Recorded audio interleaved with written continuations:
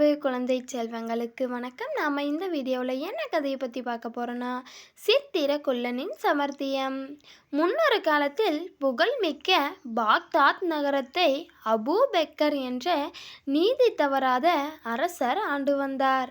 அவருக்கு பிறந்த நாள் வந்தது. பொதுவாக பாக்தாத் போன்ற நகரத்தில் அக்காலத்தில் அரசரின் பிறந்த நாள் என்றால் அதனை ஒரு வாரத்திற்கு மேலாக கொண்டாடுவார்கள். அதன்படி அரசின் பிறந்த நாள் விழாவை சிறப்பிக்க நடனக்கலை நிபுணர்கள் தங்கள் நாட்டிய திறமையை காட்டி மன்னரிடம் பரிசுகளை பெற்றார்கள். அதை போல இசைஞானிகள், வீர விளையாட்டினர், மந்திர ஜாலக்காரர்கள் என அனைத்து தரப்பினரும் தாங்கள் பிரதியோக திறமையை மன்னரிடம் காண்பித்து எண்ணற்ற பரிசுகளை தட்டிச் சென்றனர். அப்போது அக்கூட்டத்தில் நடைந்த ஒரு குள்ளன் இருந்தான். அவன் எலும்பும் தோலுமாக பார்க்கவே பலமாக இருந்தான்.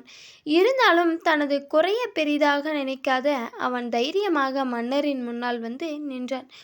அக்குள்ளன் மன்னரை வணங்கிவிட்டு, அரசே, நானும் எனது திறமையை காட்ட நினைக்கிறேன், எனக்கு ஒரு வாய்ப்பு அளியுங்கள் என்று வேண்டினான். அந்த குள்ளன் அவ்வாறு சொன்னது, இவனை போன்ற குள்ளர்களின் அப்படி என்ன சாதிக்க முடியும் என்று கூறியபடி அந்த அவையை சலசலத்து அரசரிடம் கூட அந்த குள்ளனின் உருவத்தை கண்டு மனதிற்குள் சிரித்து கொண்டார். பிறகு அந்த குள்ளனை பார்த்து, ஏய் சித்திரக்குள்ளா, இதுவரையும் நீ அரங்கத்தில் நடந்த அனைத்தையும் பார்த்தாய் அல்லவா?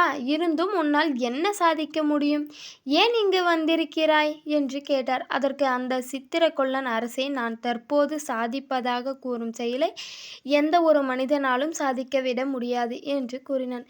நீ அப்படி எதை சாதிக்கப் போவதாக சொல்கிறாய் என்று கேட்டார் அரசர். அரசே, என்னால் இயற்கையாக அமையப்பெற்ற மாபெரும் கடலின் நீரை முழுவதும் குடித்துவிட்டு இந்த செயலை இங்கு இருப்பவர்களில் யாராவது ஒருவர் செய்ய இயலுமா என்று கேட்டார்.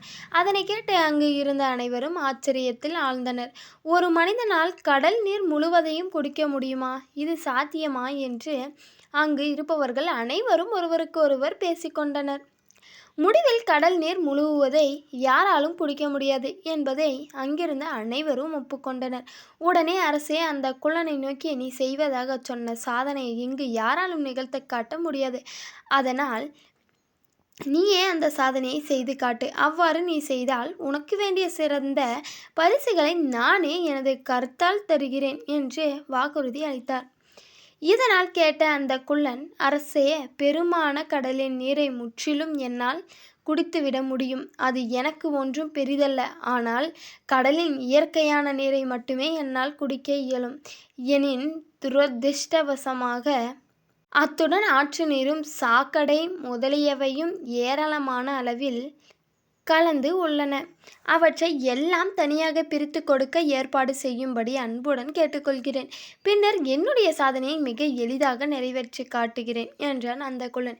நீ என்ன எனக்கு வேடிக்கை காட்டுகிறாய்? கடலுடன் கடலாக கலந்து விட்டாய், பொருள்களை எவ்வாறு பிரித்து வடிகட்ட முடியும் என்று கேட்டார் அரசர். அப்படியென்றால் என்னாலும் கடல் நீரை பருக முடியாது. அரசே, நீங்கள் கடல் நீரில் கலந்துள்ள அசுத்த நீர்களை அவசியம் பிரித்தெடுத்து தர வேண்டும். அவ்வாறு செய்தால் தான் என்னால் இயற்கையாக எஞ்சி உள்ள கடல் நீரை குடிக்க முடியும். ஏனெனில் நான் இயற்கையான கடல் நீரை மட்டும்தான் பருகுவேன். அப்படிதான் நான் முன்பே சொல்லியிருந்தேன் என்று பதிலளித்தான் அந்த குள்ளன். அந்த குள்ளனின் சதுர்மையான வார்த்தையை கேட்ட மன்னர் மிகவும் மகிழ்ந்தார். அத்துடன் மற்றவர்களும் அந்த குள்ளனின் அறிவுத்திறனை நினைத்து சிரித்தனர். அத்துடன் அவனது நுண்ணறிவு கண்டு அந்த அவையே அவனை பாராட்டியது. பாகத்தா நகரத்தின் மன்னரும் கூட இயற்கையாக கிடைத்த அறிவுத்திறனை மட்டுமே மூலத்தனமாக வைத்துக்கொண்டு சில நிமிடங்களுக்கு அந்த சபையே தனது பக்கமாக திரும்ப செய்த அந்த குள்ளனை வெகுவாக பாராட்டினர். நீதி: ஆண்டவன் எல்லா மனிதர்களுக்கும் ஏதேனும் ஒரு பரிசை அல்லது வரத்தை கொடுத்து உள்ளார். ஆனால் ஆண்டவன் நமக்கு அளித்த வரத்தை நாம் தான் கண்டுபிடிக்க வேண்டும். அந்த பொறுப்பை ஆண்டவன் நம்மிடம்தான் கொடுத்து உள்ளார். இந்த சேனலை பிடிச்சிருந்தா சப்ஸ்கிரைப் பண்ணிக்கங்க செல்லுங்களேன். அப்போ தான் நம்ம போடுற வீடியோ உங்களுக்கு வந்து சேரும்.